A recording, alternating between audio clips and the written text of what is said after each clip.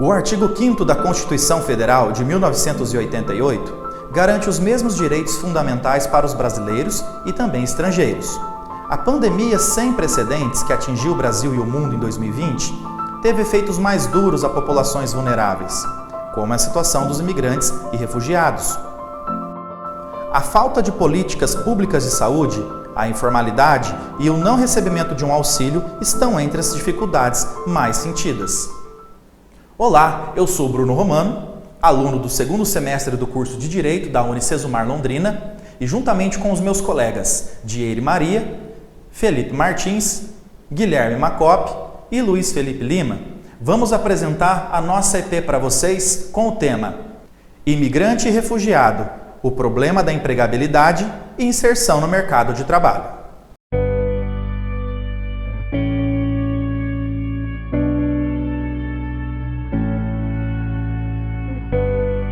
Os imigrantes que chegam em nosso país chegam numa situação de completa vulnerabilidade, geralmente sem moradia, sem itens básicos de sobrevivência, sem pouco ou nenhum dinheiro e também aquela dor no peito de ter deixado os seus familiares no seu país de origem.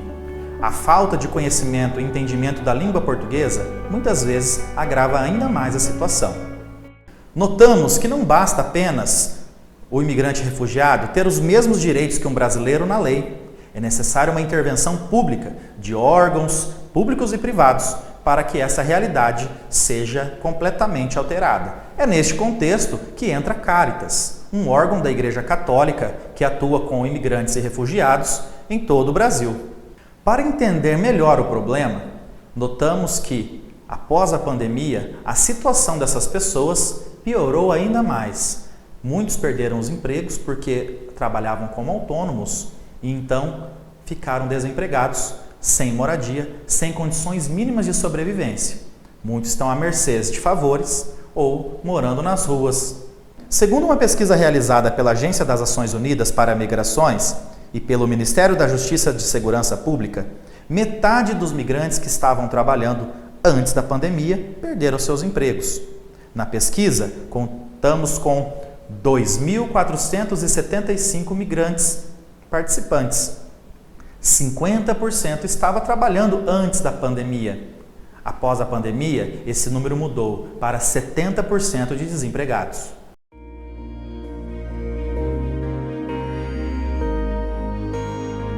Notamos também que a maioria trabalha como autônomo, como camelôs, como vendedores ambulantes, devido à dificuldade de encontrar um emprego com carteira registrada.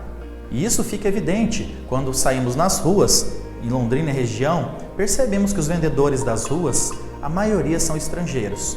As pessoas que ficam vulneráveis nos sinais, nos semáforos, também, juntamente com crianças, com pouco ou nenhum recurso, tentando sobreviver somente aquele dia. Agora nós vamos ver uma entrevista com o senhor Ovídio Silvério, um alfaiate paraguaio que chegou ao Brasil.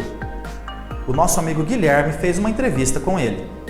Olá, eu sou o Guilherme e a gente vai acompanhar uma entrevista agora que a gente conduziu com o Ovídio Silvério, que é um imigrante paraguaio que veio no Brasil em torno da década de 70 e hoje ele é residente em Londrina e alfaiate. Então a gente vai acompanhar um pouco da história dele, ver como foram as dificuldades dele, o que ele passou e como ele chegou aonde ele chegou, que agora ele construiu uma família, se ele está bem, se ele está feliz, se ele sofreu algum tipo de preconceito e basicamente conhecer um pouco da história dele. Eu vim para o Brasil em 1979, eu tinha 13 anos, eu não tinha ideia também assim o que era o Brasil e não entendia a língua. E uma das coisas que eu sempre queria aprender era a alfaiataria desde criança.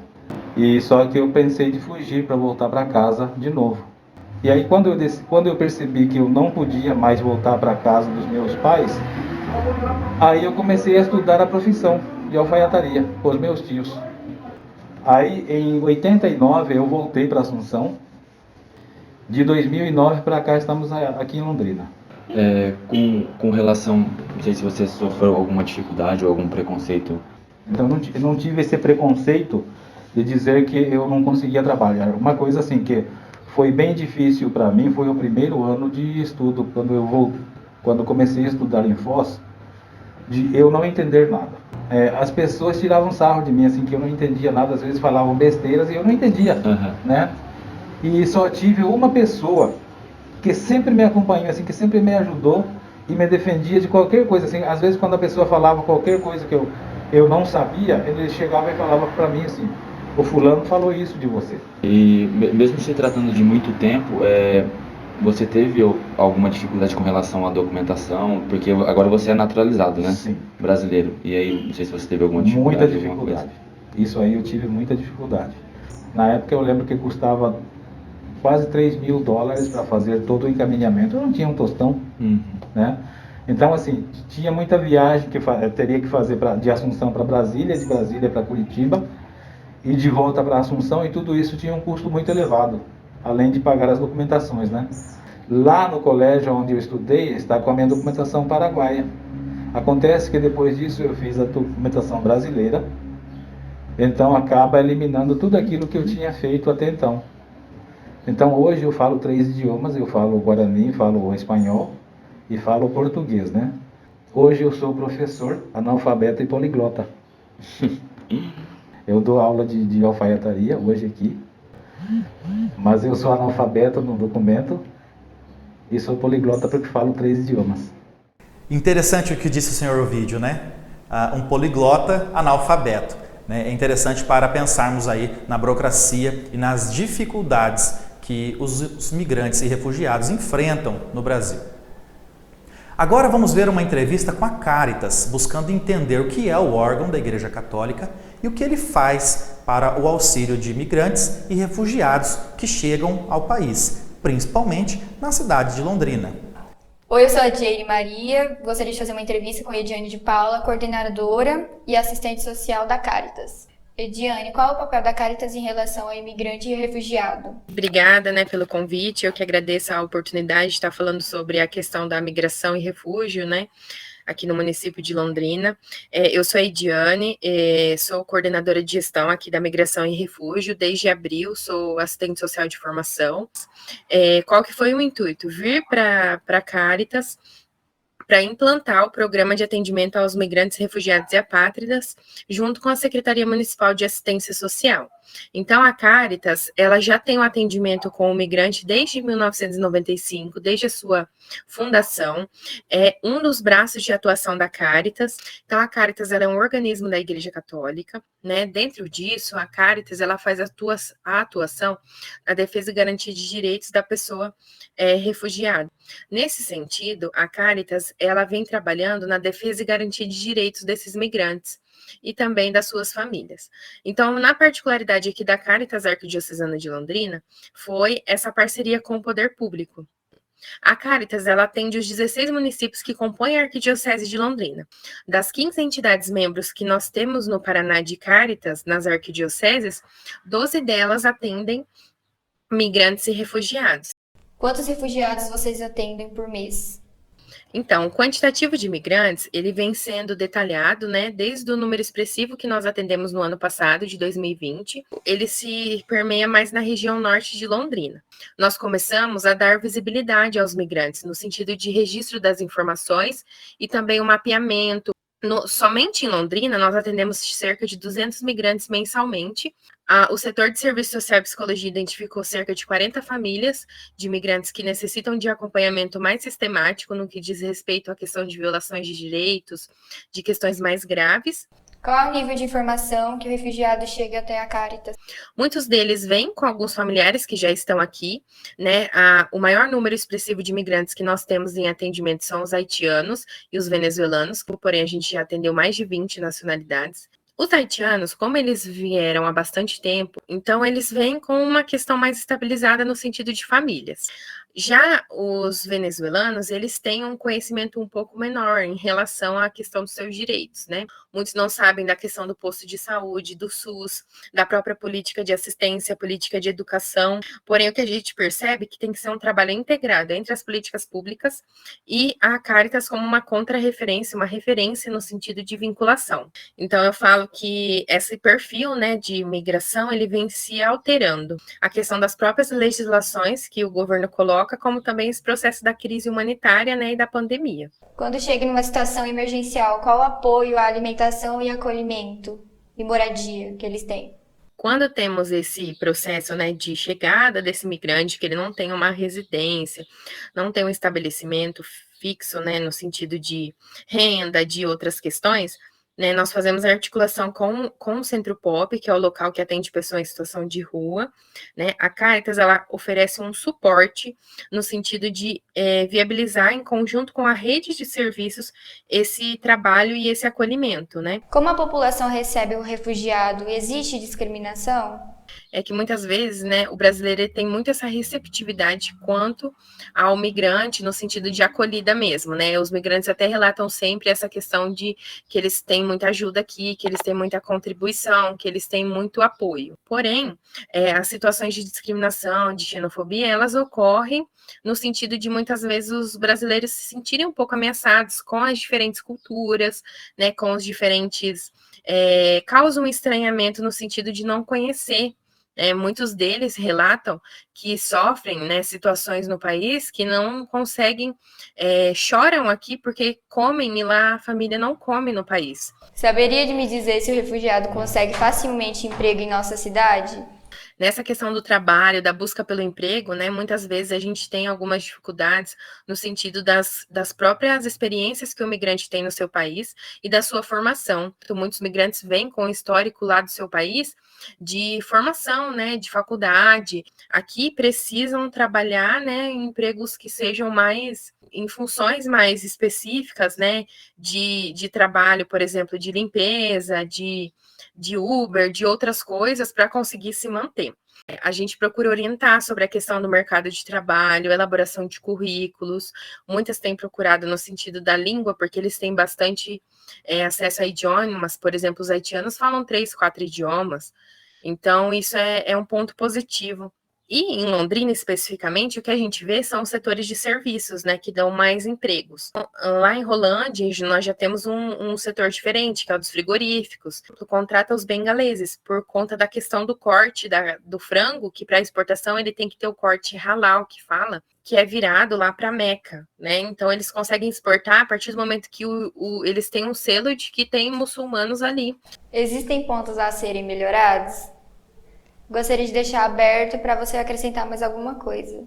Eu acredito que cada vez mais a gente levar essa demanda da migração para os espaços, debater e falar das especificidades de ser migrante, bem como levar para os serviços que os migrantes têm os mesmos direitos que os brasileiros. Então, acho que as oportunidades para os migrantes é a gente olhar para ele como um ser humano como os outros. Quero agradecer aos auxílios às informações. Parabéns pelo excelente trabalho que a Cáritas está desenvolvendo aqui em Londrina. Nós que agradecemos essa oportunidade de estar colaborando, né, com a formação acadêmica de vocês. Eu acredito que isso é um diferencial, o trabalho com os migrantes, vocês terem isso na formação acadêmica. E, além disso, também, né, nos espaços da universidade, da Unicesumar, que é uma grande parceira. Então, eu que agradeço. Eu sou o Felipe de Lima Martins e hoje eu vim explicar o porquê não é um ato de caridade, e sim um ato benéfico para a sua empresa a contratação de refugiados. Pesquisas demonstram que uma porcentagem muito baixa de imigrantes se declararam analfabetos ao entrar no país. Uma pesquisa também da mesma organização demonstra que uma grande parte desses refugiados tem um ensino superior completo, muito acima dos padrões brasileiros. Também é importante ressaltar a questão da língua, pois muitos desses imigrantes vêm de países como a Síria, a Venezuela, o Peru e o Chile, que possuem mais de um idioma local e já vem dominando cerca de 2, 3 e até 4 idiomas. Já chegam no nosso país interessados em aprender a língua portuguesa, então vocês não terão problemas com essas questões de comunicação. Também é importante lembrar que eles estão dispostos, em muitos casos, a assumirem forças de trabalho um pouco mais pesadas, que são problemas para trabalhadores brasileiros. Também hoje, nos dias atuais, é importante lembrar a importância das questões sociais no nosso mundo de hoje.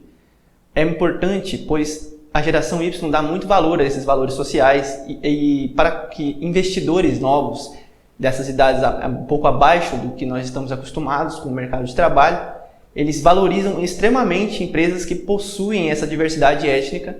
Então, isso agrega de forma extraordinária em nível internacional para a competição de sua empresa. Também questões linguísticas que levaram a maior facilitação de comunicação entre empresas de países diferentes. A comunicação entre as empresas pode ser facilitada pelo nível de conhecimento linguístico dos refugiados. Diante do problema apresentado dos estudos, a minha equipe planejou uma solução, uma suposta solução de uma política pública que pode ser implementada pelo município para que incentive as empresas de grande e médio porte a contratar os imigrantes e os refugiados.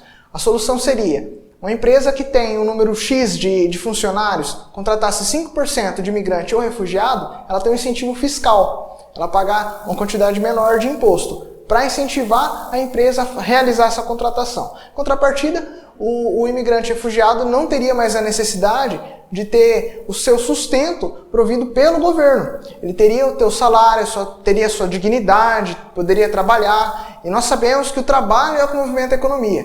Seria uma política pública que todos iriam ganhar. A empresa teria funcionários, teria mão de obra, teria incentivo fiscal, o município estaria realizando uma atividade positiva para o país, positiva para as pessoas, e os imigrantes teriam restabelecido sua dignidade, tendo um trabalho e saindo da condição de miséria. Bom, apresentando a situação dos migrantes e refugiados, uma entrevista da Caritas, a visão de um imigrante e também as vantagens de serem contratados e uma possível solução, nós esperamos ter esclarecido algumas coisas para que você entenda e veja com olhos diferentes a situação que essas pessoas enfrentam em nosso país e também em nossa cidade. A intenção é informar os cidadãos e sensibilizar para esta causa.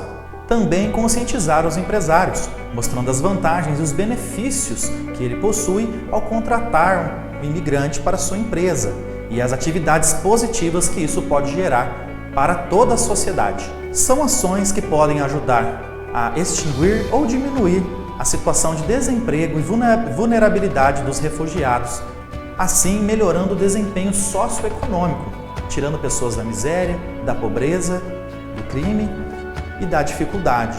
Gostaríamos de agradecer a sua atenção, muito obrigado por você ter visto o nosso documentário até aqui e esperamos que você tenha entendido e possa passar esse conhecimento adiante.